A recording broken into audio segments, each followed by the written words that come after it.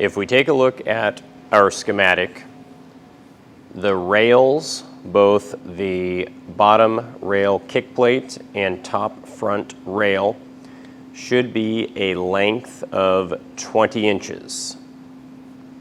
However, it is possible that the distance between our two stiles is slightly off. So we are going to verify this measurement to see how close we were.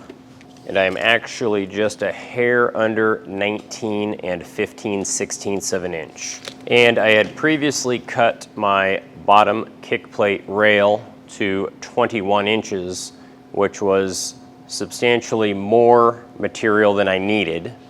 And to size this down, I'm first going to start by marking each end of my kick plate rail.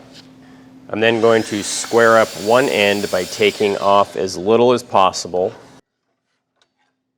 I'm then going to line up my good square end with my left stile and put a mark where that meets my right stile. Now, it is not recommended to follow that same procedure for the top front rail, because the ends of our sides have some flexibility.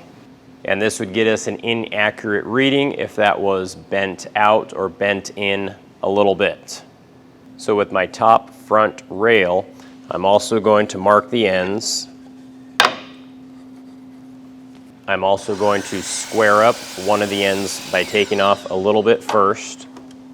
And with the mark previously made on the bottom kick plate, I'm going to set up a stop block to that measurement and make that cut. And if done correctly, this should have a nice tight fit. But then I'm going to use my stop block at the same setting to do my second cut.